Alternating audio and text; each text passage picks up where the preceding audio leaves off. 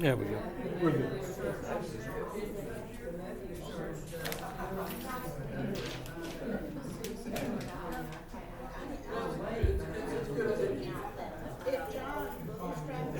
right. Everybody sit down. We call the meeting to order. There we go. Now it's working. Appreciate y'all coming out. I made the excuse of light crowd because of spring break, but I just don't think we got a lot of spring breakers in our membership. So anyway, I had a chance to go to Gulf Shores, but I'm here. I'm that dedicated to President tonight. So anyway, but welcome everybody here. We've got a couple of visitors, and glad to have y'all here. And first thing we're going to do is have prayer and pledge. And Dr. Doster's agreed to do this. We won't have a song tonight, so unless anybody really wants to sing. No. Teresa, Nope. what you want? No, I've had, Dr. Doster. I had to sing too much at church yesterday. Okay. Heavenly Father, we thank you for your presence with us here tonight. We thank you for this beautiful spring day and for new life and for the promises that Easter brings us and that the spring reminds us of. We thank you for the opportunity to gather here together as a group to remember the history of our community and our ancestors and to preserve that history. Lord, we ask that you be with us in the coming days, help us and guide us, and remind us of your presence always. Amen. If you'll all stand, please. I pledge allegiance to the flag of the United States of America and to the republic for which it stands, one nation under God, indivisible, with liberty and justice for all. Thank you. Minutes are on the table back here, and once again, thank you, Miss Roseland, for stepping up to the plate and helping us out in that regard. And tonight Janet is sick, and she left me with a financial report, and we had found a couple of corrections that need to be made. So this is just, we're going to say close proximity. So anyhow, our current balance is $9,750.07. Had expenditures, our telephone, internet, $129. Utilities was $714. But let me tell you, that's going away. We've worked out a deal with the city. We're returning to since we provide a service for lots of organizations and in the way of tourism, henceforth we have an written agreement that says that we will not be charged for utilities for our 3 buildings. And I thank the city. I just can't say enough, because I mean we couldn't afford to be open if we had to pay. Of course, it's not going to be as cold as it was in February and March going forward. But anyhow, that's gone away. We had a little bit of repair done. This was $160, and then we had that was for a thermostat in here, and pest control $105. Had $248 worth of donations. That money did include paying Kayla, our curator, for got her up to speed. And this evening the board met and we approved paying her for another 6 months. And there's a lot that she brings to our organization. One of which, an example of which, is here with us tonight. I would have never thought to reach out, but anyhow, she can help make us a lot better, more organized group than I possibly ever could. So have our Norfolk Southern grant. She wrote the last check on it today. I had some receipts for some storage racks, and it was 97 cents difference between what the storage racks cost and what we had left in that Norfolk Southern account. So that's, that's divine intervention there. So that was taken care of. We still have Central Georgia EMC. We have spent right at $2,500 on technology, which that grant was for technology specifically. And we're, speaking of which, we're taking what we used as sort of the print shop. The artifacts in there, and Joel Chandler Harris information was moved into the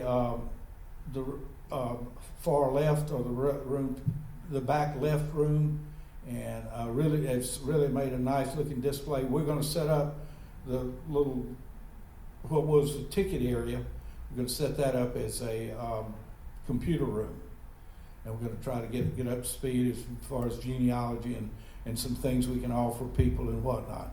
We've got getting a new copier. We've got a new desktop, and we've got a laptop, all of which was paid for by Central Georgia EMC. We still have a little bit of money left in that account, about $1,100. Still have some money, $1,189 in the Southern Rivers grant, and we've got some things we can do for that as far as building repair. And Georgia Humanities Grant, we still have about $700 going towards that. That is for the Culloden exhibit. Speaking of which, we had the grant, the opening for the Culloden exhibit prior to 1900 on Forsythia Festival Saturday, and had over 150 people that came by. And and one of the highlights was the folks from Mercer, the bagpipe band that showed up. In keeping with their Scottish tradition in Culloden, and it was right. We had a good crowd, and it was rather entertaining. We're in August. We're going to update it. It's going to be Culloden from 1900 for going forward. We had a hard time finding pre-1900 artifacts. Ask everybody and their brother down there, and Jimmy was all involved in that, as was several other folks, and it's just hard to find information from that area, artifacts in particular. Paperwork we could find, but I've mentioned several times that the little community south of here, Culloden, at one time Emory University thought about locating there. And that talked about how different Culloden would be if that happened. Need to be thinking about some fundraising. I met with the financing committee the other day, and we got a couple of ideas. Does anybody in here know Butler Brown? I said I'd ask around and see if they do. Not sure he's still alive. I don't think he's alive. You don't think so? Well, okay, skip that idea. We thought. I think he has a sermon that paints. What's that? I think he has a sermon that paints. Okay. He's an artist. Well, he's a pretty popular artist in the state of Georgia. Done a lot of local singing. He rose to fame when Carter, Rosalind, but I want to make sure I get that right. When she moved into the White House, she wanted to have some of Butler Brown's paintings in the White House. So He's deceased in 2020. So okay, all right. No, scratch that idea. I should have done that research before I got here. I'm not much of a historian, but anyway. Anybody's got any ideas for fundraising, be glad to listen to you and to meet with the finance committee and see what we can round up. Good question. Out of all those 150 people who came for the Culloden exhibit, were you able to finagle a few of them to become members? We had a couple of people that joined. A lot of them were already members that came by, or families of members. So. I did mention we approved Kayla again, and she's good for 10 hours a week is what we're signed up for. We're really getting her more like 20 hours a week. She has really helped out a lot.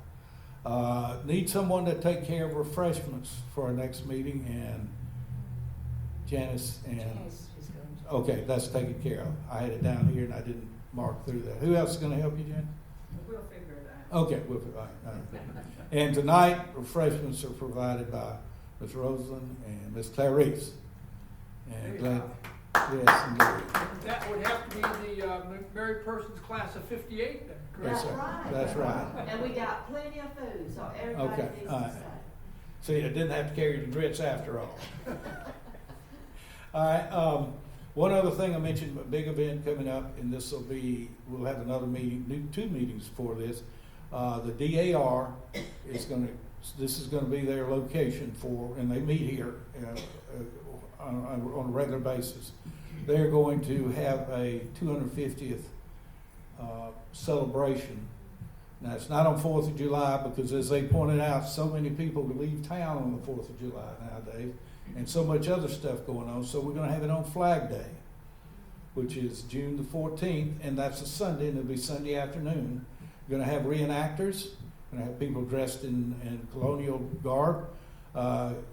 Anybody think they might look like Betsy Ross? We're going to have someone do sewing a flag together. Barbara, are you nodding? I'm shaking no. I used to have a lot of DC costumes, but I don't have them anymore. I got rid of them. Oh, okay. Well, they've got that taken care of. I just thought I'd get an extra volunteer in case we had to have a backup.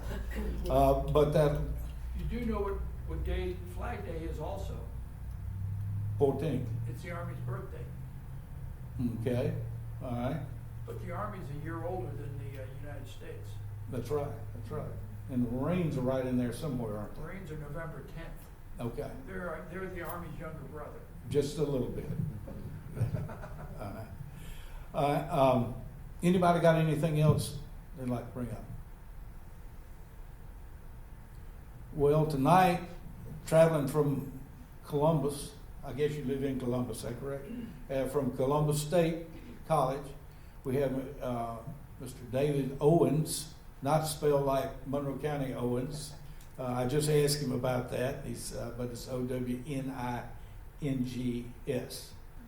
and we're Wowens around here. But we'll accept you as one of us. So, but he's going to speak to us about genealogy, preserving your family history. I'll be honest with you, I've learned a lot since we started on this project over here. I never knew that there was anything such as acid-proof. Everything can be acid-proof. We bought boards to sit books on that's acid-proof. We've got manila folders that are acid-proof. So I'm sure we're going to learn a lot more, and I got a stack of stuff at home that I need to know what I'm doing wrong with. So I'm going to turn it over to David right now. We do appreciate him coming over this evening, and so we'll try to get through so we get home before dark. That ain't going to happen. So, anyhow, thank you. If y'all give me a hand.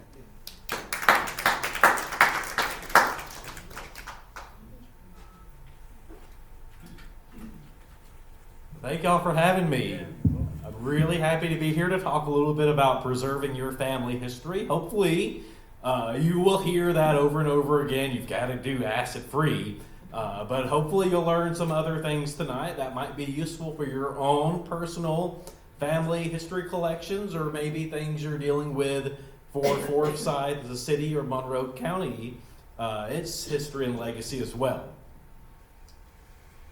So I always like to start off with an overview to give people a little idea of what I'm going to share with you tonight. So to start off, I want to make a distinction between what actually is preservation and comparing and contrasting that to a very similar word, conservation. And then we'll talk a little bit about storage environments. How do you store your papers and photographs and objects, etc. Specialty formats. And then the big elephant in the room, what do you do with electronic records? And no matter how often I give this presentation, I always keep adding to it. People have questions, and I think that I've gotten everything covered, but I will try and go through this quickly because inevitably there will be something I've forgotten, and you all may have lots of questions.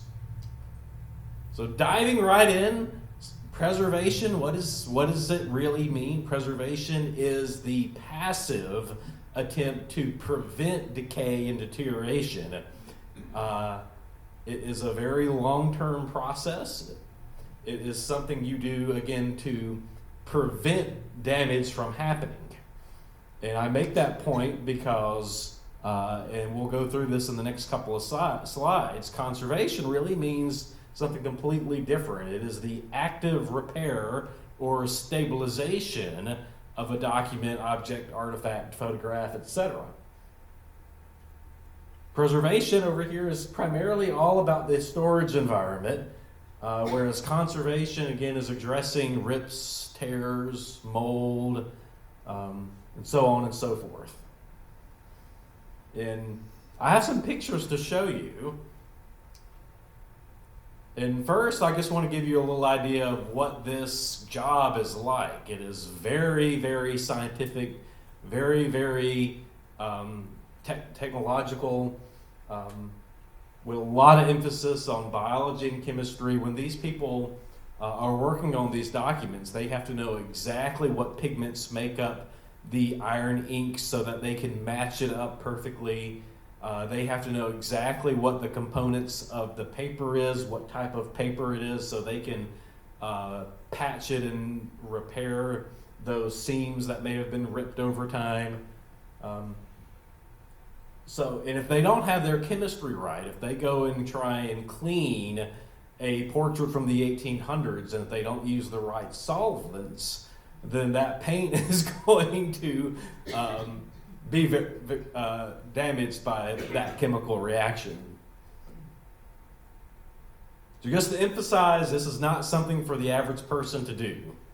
All right, what is that, like what document might that lady on the left be looking at? Like a copy of a Declaration of Independence, for example? No, I've got some examples to show you actually coming up right next. Okay. So this is a little visual of what type of work these people do. So we've got a before and then the after. And again, when I say these people have it down to a science, the image on the right, they matched the paper up perfectly. They knew exactly what pigment of ink to use to match the original.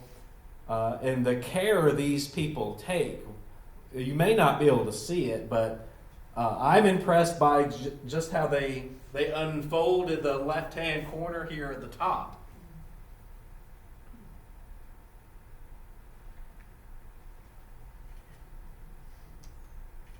This is an example of an old portrait. I mentioned that's something that's often conserved, and if you think about something that existed in the 1800s, this was probably above a fireplace. And if you think about hundreds of years of soot, smoke, these houses wouldn't have been air conditioned, so then you add pollen and mold spores and just everyday dust. This is what happens to it. And it's amazing that just lifting off those centuries of everyday airborne pollutants, is what we call them, brings it back to life. I think I have one more. This is an example of one that was both cleaned and repaired, whereas the last one was simply just cleaned. So not only was this one cleaned, but they filled in the missing pigments of it so that you never would have known it was ever damaged to begin with.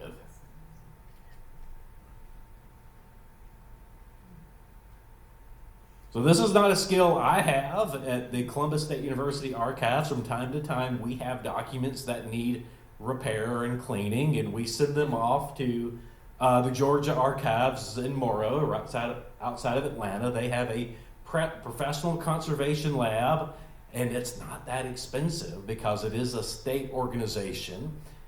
So if you ever find something in your collections here as a city or county that needs repair, please send them to the professionals, because when the average person takes on a job like this is what happens. This is a very famous example of a fresco in Spain where a well-intended nun said, "I'm going to go clean this painting." And she started rubbing it, and it smeared, and she said, oh no.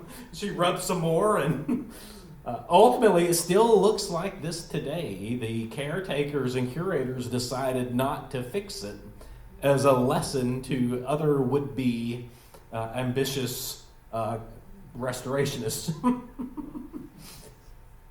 she get fired? Well, she was a nun, so I'm sure she was disciplined, but they're usually in that for life, you might say. So I always like to start off with this because it gives some good visuals and it's something everyone can relate to. Most people probably know somebody in their family who does have an old portrait who's set above the fireplace for hundreds and hundreds of years, and those things can be restored. Just don't try and do it yourself. This is probably what most people are interested in, though, how to take care of other things you have, more common things, letters, journals, diaries, photograph albums, scrapbooks, so on and so forth. And the biggest thing you can do to make sure they are preserved is to maintain the environment in which they are stored. So if you go to an archive, maybe some of you have been, this is what you see. You can see dozens of different types of boxes here. These are all acid-free, which we've mentioned. If you're looking at a really old book, and some of you may have some old family Bibles, when you bring it out, you want to cradle the spine so that you're not putting undue pressure on the spine and causing stress and ultimately cracking that spine, which can happen. You can buy these foam pillows for them. If you have lots and lots of old family documents, this might be what it looks like. You'll store them in acid-free folders in an acid-free box. And when you go and look at them, you'll lay them flat and you'll turn them one at a time so that they don't get out of order. Well, and we'll come back to that at the end. So the biggest thing is temperature and humidity. And ideally, if everything was perfect, you would keep things at 60 degrees, 30% relative humidity. You want to keep things cold because everything is just naturally decaying. It's just a fact of life. And it's true of the carbon molecules that make up not just us, but paper and art and photographs. Over time, everything is decaying. And the colder you make it, the slower you slow down that process.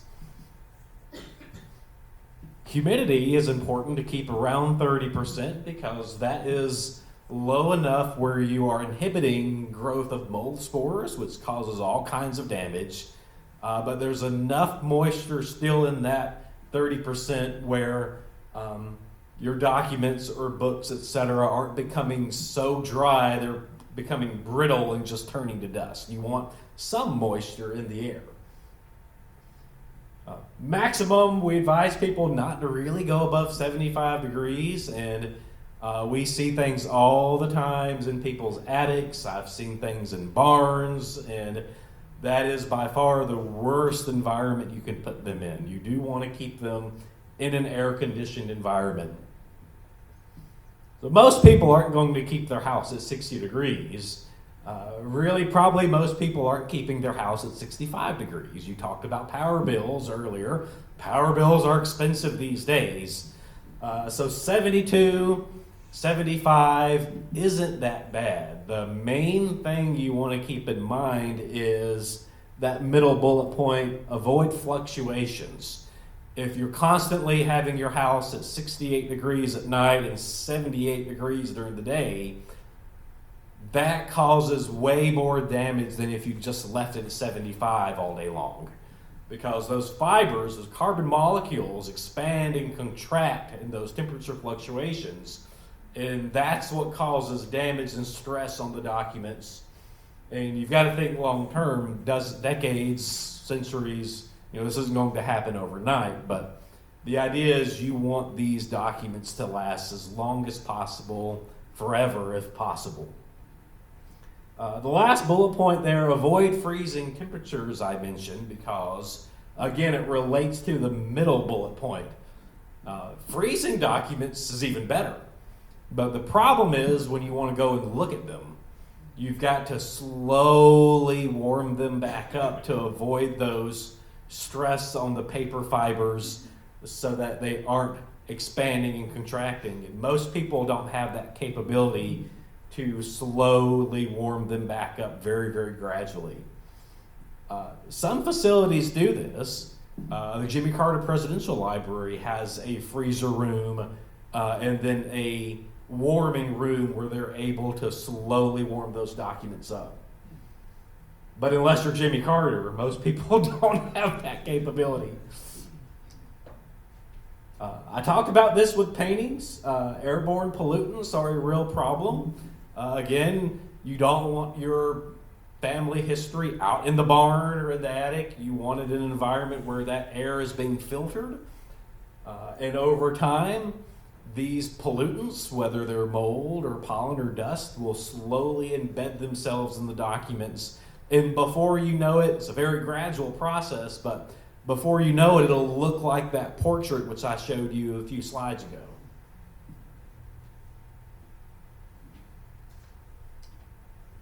Light, though.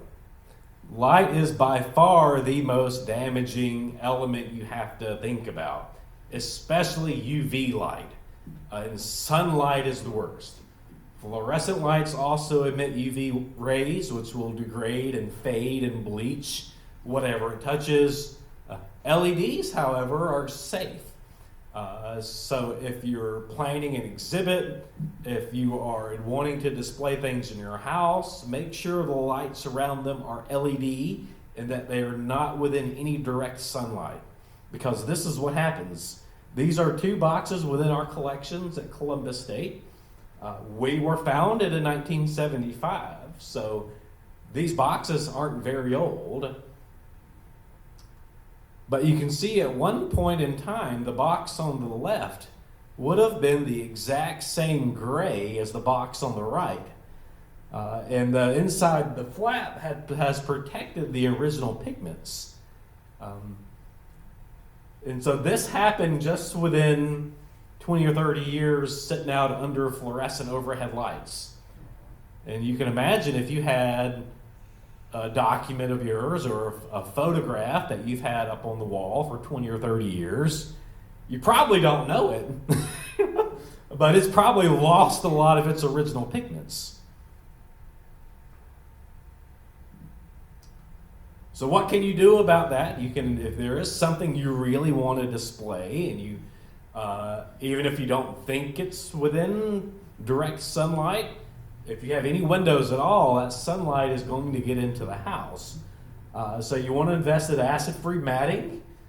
You want to invest in UV-coated glass. That's generally just called museum glass, and it's not that expensive. Avoid direct sunlight, of course, and give it some time to rest. And leave it up for 6 months or a year, and then take it down and put it in the dark. And you probably can't see it, but the image there on the right is the Declaration of Independence. And some of you may know this, but at the end of every day, it descends down into an antechamber in the vaults of the National Archives, and it's behind several inches thick of glass. And instead of oxygen in the case, it's filled with nitrogen.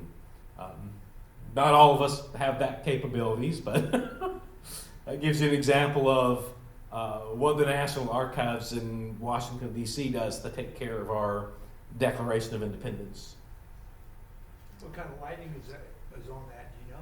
It's a very dark room. It's in the rotunda. I don't know that they have, it must be LEDs, but it's so dim in there. There's not much lighting at all, to answer your question.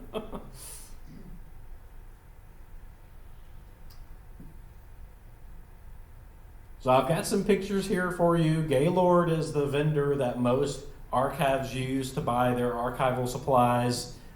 This is what some of those things look like.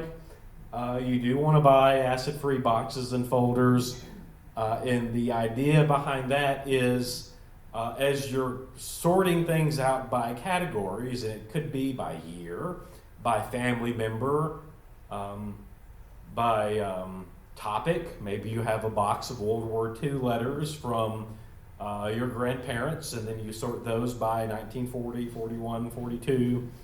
The idea is that each layer of that acts as a barrier. So you have folders within boxes, and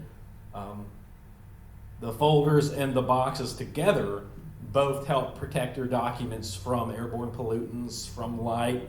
If there were a leak, the water would have to get through the box and the folder. And likewise, God forbid, if there was ever a fire, hopefully it would be very slow burning, and it would have to burn through the outer box layer and then eat through each subsequent folder before it just completely went up in flames. And I should have brought one, but these boxes are very thick. They are not your average shipping box for that exact reason, is because they want to keep the inside documents safe and protected. That means they're expensive, though. The box there on the right, they go for about $10 a box. If you need 100 of them, that adds up quick. Where is the Gaylord store? They are headquartered in New York, but they have a website, and they're not restricted to academic or other institutions. Your everyday average person can order from them too. So I point out plastic protectors and sleeves. A lot of people like to put everything they have into sheet protectors. And generally I advise against that because those documents need to breathe. And over time, as those chemical bonds break down, they release gases. And if they can't breathe, those gases just build up in that plastic sleeve, and it accelerates the process. You know, off-gassing is kind of a nebulous concept, but if you've ever gotten your car and over a year or so, you've slowly noticed there's a film that's developed on the inside of your windshield. That film, it's hard to scrub off, right? That film is from the off-gassing of your dashboard as it sits in the sunlight. And you can imagine that film building up on documents over time as well. So that's generally something I advise people avoid. So no plastic protections, the sleeve protectors in that. There are some exceptions, which I'll come to in a second, but generally I tell people to avoid them. Huh. The exception is if you're scrapbooking and you want to keep things together, and those sleeves protectors will help keep things from sliding around. And I've got some pictures on that coming up. Fasteners, if you have multiple documents that need to be kept together, invest in plastic paper clips, because metal over time rusts. And that staple or paper clip, as it rusts, will damage the paper it's connected to, and it'll also just slowly disintegrate, and then you've lost your point of ever having it there to begin with. Gloves, I generally advise people to avoid wearing gloves if they're looking at anything paper-based. Where you would want to invest in some gloves is if you're handling negatives or film. What we found over the years in the archives profession is when you wear gloves, you're much, much more likely to damage a piece of paper by accidentally ripping it because you can't feel what you're doing. Well, so didn't you show a picture of people with gloves on or not? I did, yeah. But that was kind of I kind of set y'all up for that. Okay. Well, so are you talking about using like a stamp collector tweezers to turn pages versus gloves, or? No, you would just use your hands. I mean, you would want to make sure your hands are clean. You wouldn't want to handle it right after eating a cheeseburger or a Snickers bar. But as long as your hands are clean, the oils that are inherent in your skin is going to do such minimal damage. It's not worth the risk of accidentally pulling on it too hard with a tweezer or something.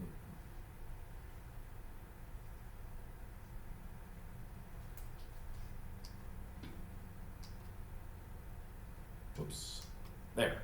Again, this is where you'd want to use gloves though. Anything film or negative, those oils will stick onto that film and make it very hard to turn into a positive. And this is an example where you might want to buy some sleeves. They sell plastic sleeves where you can insert in strips of negatives.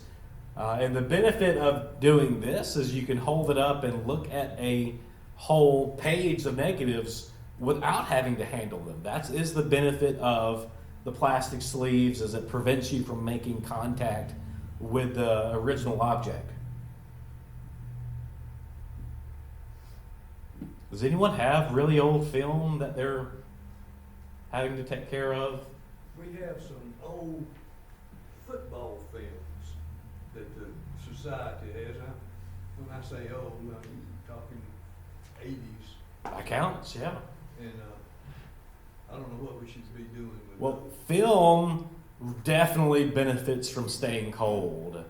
And you can freeze that because the trade-off is once it starts decaying, it turns into what we call vinegar syndrome. If you've ever encountered old film and it smells, that means it's almost gone. And so you want to prevent that because it does degrade very rapidly once it starts.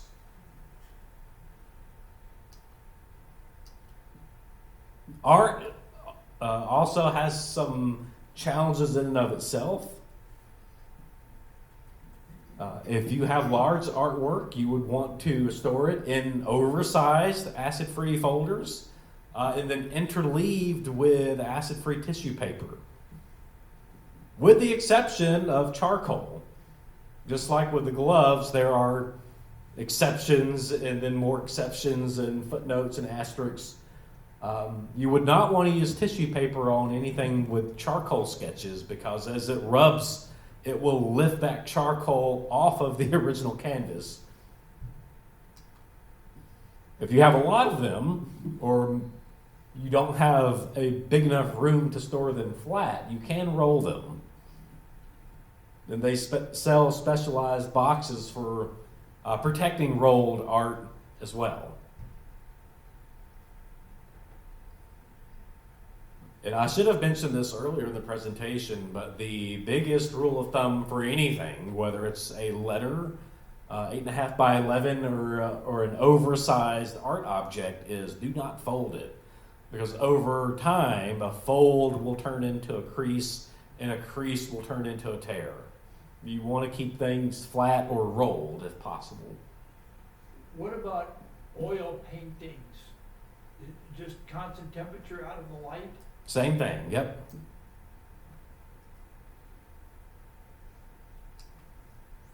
Textiles. Some of you may have some old family heirlooms. Maybe it's an old wedding dress or a military uniform.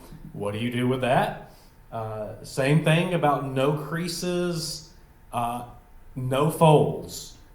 You want to fill it with batting. You can kind of see she's doing that there in the right picture. She's got some tissue paper she's crumpled up to help give that fold some support so it's more of a roll than a flat crease. So you can completely encase it in tissue paper and then store it in boxes as well. And again, those boxes, why would you do that? The boxes help keep dust out. It helps keep bugs out. And so on and so forth.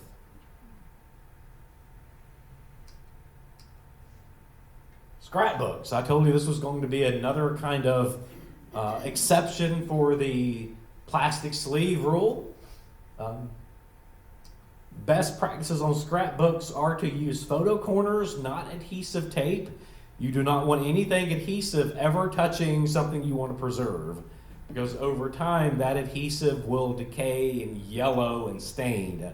And I've got some pictures to show you that. So if you want to organize things in a scrapbook, use photo corners so that none of the adhesive is ever touching a photograph or document. This is an example of somebody who used some tape to tape their photos into a scrapbook, and well, it didn't take very long for that tape to turn yellow and stain, and as that adhesive dries up, all those pictures just fall off as well.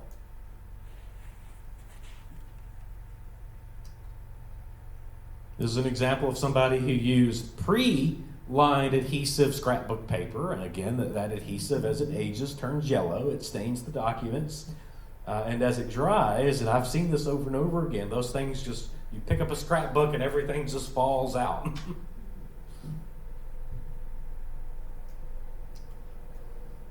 This is somebody who's used a glue stick to glue some newspaper clippings.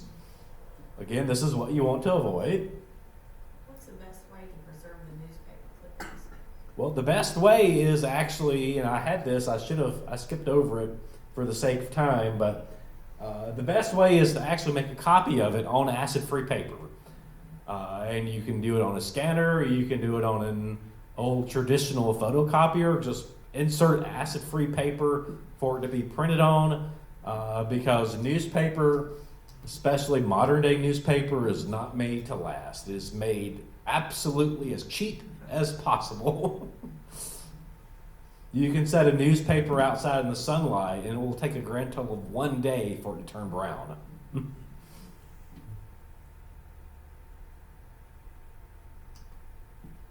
So this is one of the tricks. They sell scrapbook boxes which open on the side, so you don't have to lift it out. You can slide it out.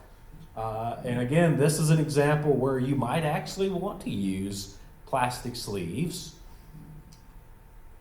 And you see this is, you may or may not be able to see it, but this is a scrapbook that's been sleeved, and those plastic sleeves help keep the photographs in place and helps them from falling and getting lost. Because once those photographs fall off the page, the identification material on the page is lost. You don't know who those people are in that photograph. Once it's been disassociated, you might say. And if you really want to go the extra mile, if you have a historical scrapbook, maybe it's not you building one, but it's maybe you archiving one you've inherited, you can also digitize it. And so that way, even if everything is disassociated or the photographs fall off the page, you have that digital record of it. And that's what this person's doing here. They've actually gone so far as to put a color scale at the bottom so they can know exactly what the original colors would have been by the standard there on the tool. And this is my last slide, actually. I was going to end on electronic records. And I'll go ahead and this is how I feel when I talk about electronic records.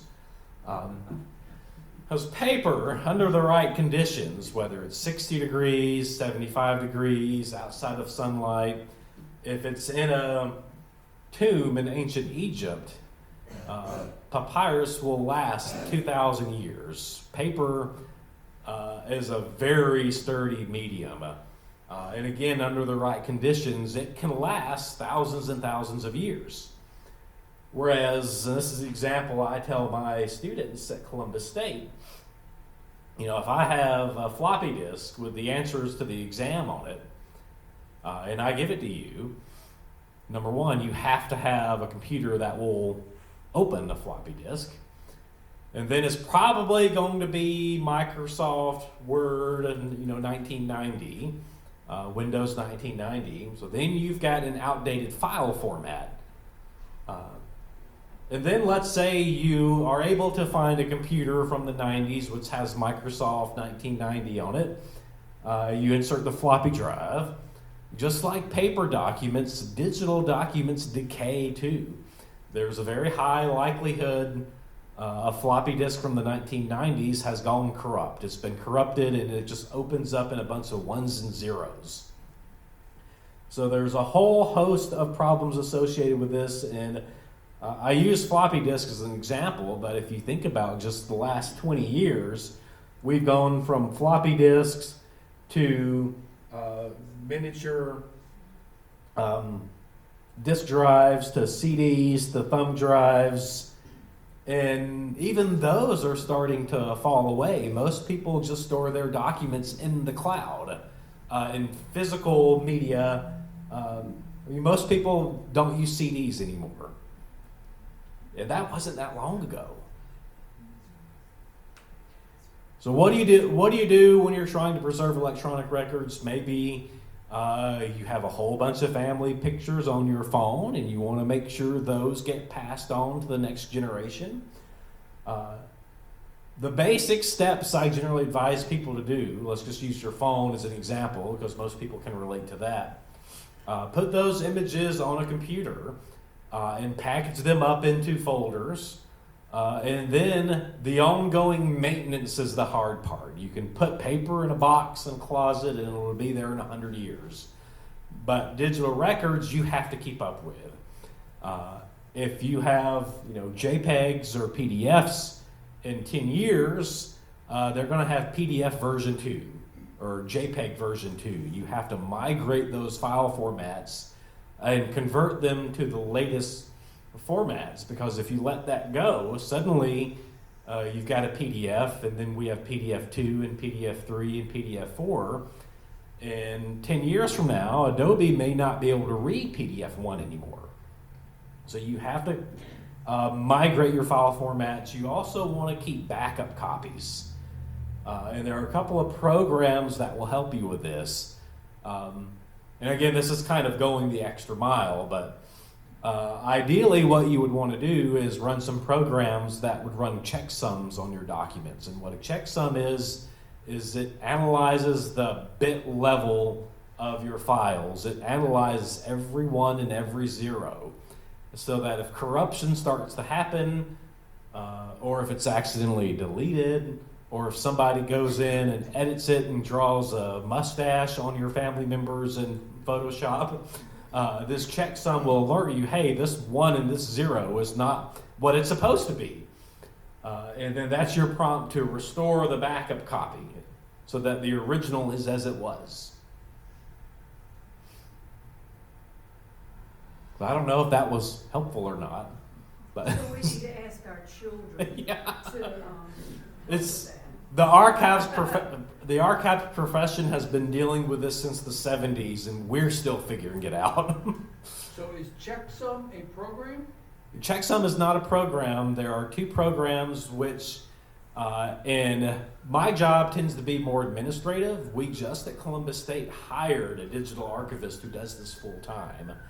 So I know the principles of it, I know the best practices, but it's not something I normally keep up with my day-to-day job. But two programs that I'm familiar with is Archive It and Bag It. And I believe you can go in and, I can't say whether or not they're free, but those are there are tools out there that will help you with this. Well, you talking about this, it seems like every university in the entire world is challenged by this. It is, in every business. Yep, it is a problem, and eventually we as a profession, this is all we'll deal with. And like I say, we have to deal with this at the archives. We haven't yet had anybody give us a phone, but we've had people give us hard drives, and we have to pull the files off of it. And unfortunately, this isn't really very feasible for you as individuals, but what we do is we pull files using a hard drive as an example and put it on our university information technology servers. And we're fortunate to have an IT department, and then we know those IT servers are backed up every night. So they're protected. We have backup copies. I can't say we're probably doing the checksums like we should, but we do at least have them on servers that makes a backup copy every single night. Yes? What was the name of the document restoration place in Malden? It is the Georgia Archives. Which archives? Mm-hmm. Yes. I have a question. My great-great-great-grandfather came to Monroe County in 1824. He brought with him, he had attended Daniel Mercer's school. Daniel Mercer was Jesse Mercer's brother. Okay. He brought with him a letter of endorsement to be a school teacher. That letter is dated October 19, 1820. And when I went through my great-grandmother's house, when we were distributing things in the house, I found that letter. It was folded, of course, it has creases. So I had it archivally framed, acid-free, floated in museum glass. But you're telling me I need to do a step further and take it off my wall every so often. I would personally, especially something that old. It's just an extra precaution because even if it is professionally framed with UV It's museum, not perfect, yeah, it, it's not perfect. it, yeah. I'm asking how long can I leave it up and how long should I put it in a drawer? Your general rule of thumb is 6 months and 6 months. Most people don't want to put up with that because it's a lot of keeping track of, but you could probably extend that to a year and then a month or two, resting in the dark in a closet All somewhere. right, that's why I wonder how long it should Yeah. rest between. Yep. But LED lights are okay? LED lights are safe, yes. You can also, if you don't already, invest in some LED lights. Yes. About 4 or 5 years ago, we had our bicentennial. 50 years ago, they buried a time capsule in the courthouse square. I was the one that dug it up, and it was in horrible shape. Yep. So we wanted to bury another one. You can buy on the market, and I bought some stainless steel cylinders that are described as time capsules. We did put everything in polyethylene before we put. It seemed like water damage is what's getting everything. I won't be here 50 years, and I doubt anybody here will either, to see whether I made it this time. But I put it all in a big PVC pipe that we glued on both ends. And then it's in a time capsule, and then it's in polyethylene. I don't know what else to do to make it any stronger. That sounds like just about everything I can think of. The main thing when you alluded to it was probably moisture damage, which happened before. If it was put in a courthouse room, it would have been in better shape. Yeah. Oh, It's yeah. not as much fun as putting Well, I it in wonder, Yeah. I wonder if the PVC pipe is acid-free, or does it give off gases? It, How about the glue? It would- Glue Yeah, that. it's too late now. it would not be acid-free, but most likely the things you put in it are in some type of other container. Yes, they are. Yeah. I'm hoping it's gonna be in better shape than what I found. We had, those were, the local, funeral home had some containers for, cremated remains. You would think they would last 50 years under, and they did. Wow. They were terrible. Wow. I mean, they came all to pieces. I mean, that was, some of those were in that one that we were dug up a couple of years ago? Oh, wow. And when we opened the cornerstone of our courthouse, which was like 1896, when you talk about the vinegar, I was the one that opened the box up in the courtroom, and the odor of the vinegar came out. But what was amazing to me was one of the Bibles that was in it, the elastic was still flexible. Oh, yeah. And it sat on that courthouse desk, so people, the judge's desk, so people could walk by and look at it. Within an hour, it was no longer flexible. Oxygen and the But light when hit it it. opened up, it was flexible. Yep. It was amazing. But the vinegar smell, I could Yeah. very much identify with it. Yep. You smell it once, you'll never forget it. Interesting. I have a question. Yes. I scrapbook, Mhm. but I use acid-free glue for my stuff. But of course, mine's more for decorative, and Mhm. it'd be lucky I have somebody that'll want it after I'm dead and gone. But how is acid-free glue? Well, so they do make acid-free glue and they make acid-free ink as well. Generally, ink is something we advise people to avoid too because ink can, burn or bleed through a document. It can fade. whereas lead from a pencil is much more stable. But they do make acid-free pens, they make acid-free glues, and those things tend to be more stable, they'll last longer. And in theory, it's not always true, but in theory, the adhesive shouldn't yellow, it shouldn't stain if it's acid-free. I say in theory because as the archives profession evolves and keeps up and innovates, just like with technology, and we're always behind. We've been dealing with this since the 70s, and we're still struggling with it. But what I mean by that is, for a long time, the archives profession was encouraging everyone to buy gold CDs, and the gold plated CDs were going to be more stable. They were going to last forever. They said, put all your documents on CDs instead of leaving them on your computer. And guess what? 10 years went by and those gold-plated CDs did not last. They weren't any better than an everyday average CD. Well, what about Voyager 1? What's that gold record going to look like when it's found by some alien? Well, I can't say. I don't guess we'll ever know. I've got a question. I just recently discovered having pictures redone AI, and I can understand why what you see is an interpretation of an image. It's not the true image, particularly if it colors it. It really Yep. is. But what is there any kind of thought about making it more realistic for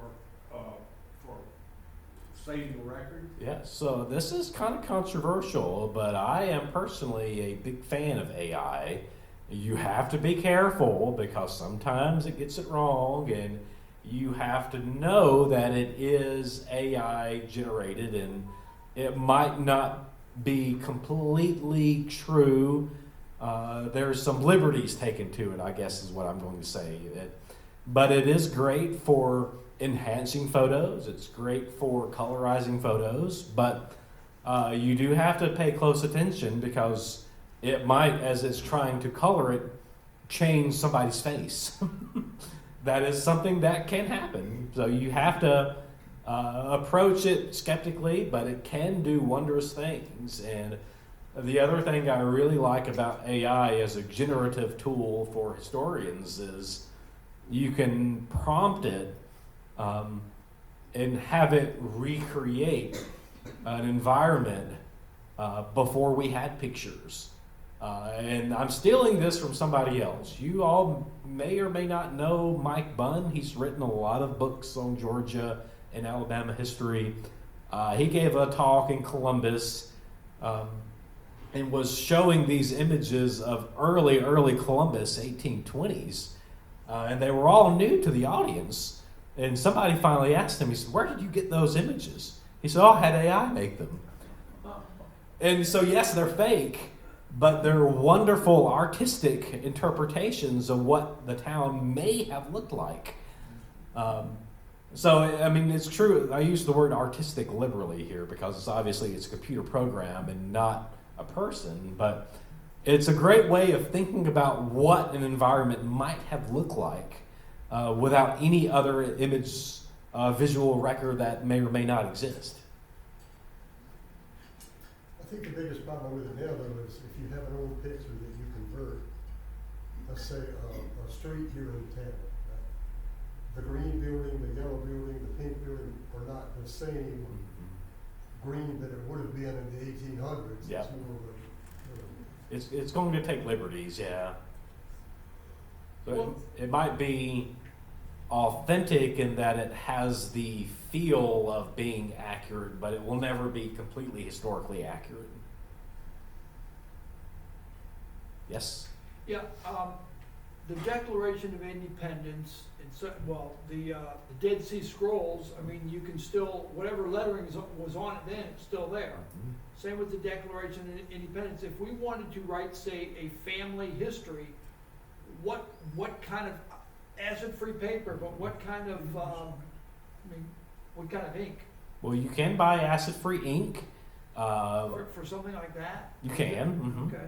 The brand, and it's a very well regarded brand. And next time I'll have to, I told you every time I give this, I get a new idea. Next time I'll have to insert a picture.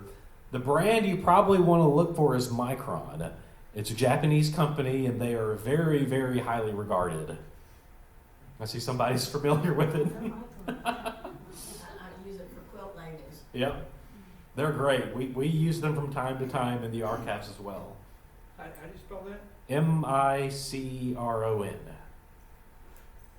And those are available on Amazon. You can have those 2 days shipped to you if you have Amazon Prime. They make acid-free ink for Mhm. pens, is that, okay. It's a Japanese company. I think the parent company is actually called Sakura. And I won't try and spell that for you, but but if you just search for Micron, you'll find it. And they have different tips too. They do. They have a really fine point tip, and they have increasing thicknesses too. Yes. What about protection against fire? Well, fire, that is something that you can never really completely protect against. That's why, the industry uses fire resistance rather than fireproof. I mean, you can spend anywhere from $100 to $10,000 on fire resistant safes, filing cabinets. And eventually, if the fire is hot enough, if it burns long enough, it will fail. But there are some really good fire-resistant cabinets and safes out there, which will protect what's inside of it for varying degree of times. You'll find some that say it's rated for 2 hours, some that's rated for 4 hours. And the idea is that hopefully, if a fire happens, the fire department will come and put the fire out before 2 hours goes by. Are you familiar with that courthouse that burned up in Rome about a month ago now? Oh no, I haven't Yeah, heard. it was 1880. I bet they didn't have fire 1890. cabinets, did they? Well, I'm just wondering if there's a concerted effort that you know of for some of these older historic courthouses to preserve their documents and Yeah. I mean, they can't be the only courthouse that's old. Yeah. I know we've got one. That would fall under the Georgia Archives, who I mentioned earlier, who has the Professional Conservation Lab. They are the official repository for not federal, but for state records, which oftentimes include state courthouses. And they do a lot of work with liaising and outreaching to organizations. But as true with so many state-funded institutions of education, and you kind of lump archives under that, they don't have a lot of people working there. Some years ago, they went all around the state and digitized all the records in the courthouses. Of course, that was probably, 40, 50 years ago? So hopefully they have copies of anything that burned then. Probably a microfilm or microfiche, Yeah. which is I thought about- deteriorating even as we speak. I thought about the same thing, Sloan, with Hancock County. Yeah, Because I was trying to find the location of where my great-great-great-great-grandfather's plantation was. I knew geographically 2 miles past such and such creek at such and such crossroads. And I was trying to find on the maps of who owned it, and before I ever found it, courthouse burned. and I guess they didn't have no backup, did they? And the digitized stuff they had didn't cover those that particular. Oh no. Wow, Hmm. yeah. Okay. Well, you got a long ride to get home. Thank you, David. Thank y'all for having me. Yep. I failed to mention that he's here through the Georgia Humanities. And here again, this is was set up by Kayla, and which we appreciate her efforts. And I'm really sorry I appreciate- missed her tonight. Yeah, well, she's at Tybee Island. She's so spring breaking. Yes, I'll report to her later on this evening. But thank you very much for coming over. Yep. And if you have time, sit around, or not sit, but have some refreshments. Well, And you can sit. I appreciate it. I know they're going to be great, but I'll probably hit the road. And I also wish I'd have worked out to let you see through our museum. Yeah. And Well, I'll just have to come back. Please, it's not that far. Thank you. Thank y'all. care of our meeting. Thank all y'all for coming. Learned a lot. Very interesting. Thank you. Yeah, stuff we most of us never think of. Well, the newspaper thing was concerning a lot of. Well, the newspapers are the most difficult thing to save Because they're made on the cheapest thing. and they are, yeah. Well, because one of the things is there acid-free, computer ink that, because you said on newspaper, photocopy it and then put it onto, Acid-free paper. acid-free paper. You know, but I what- can't say I've ever thought about that. The actually. ink from the printer. That is something I'll have to go home and look at, you know? I have to admit, I've never thought about it. What about the ink from a printer? Right. Surely I bet somebody makes it. It's probably priced out the wazoo. You never know. Appreciate you. Yeah, yeah. Ashley, what do you know about conscience? How safe are they from keeping? Is that like what people pay? Yes, but it's better than a cedar. This is a chest I got in 1984. When you start thinking And it's, about what all you you can lock it. It's supposed to be airtight. I know about the traditional cedar chest people used to keep Yeah. Cedar's pretty good. Cedar will keep the bugs out. I have a cedar chest too.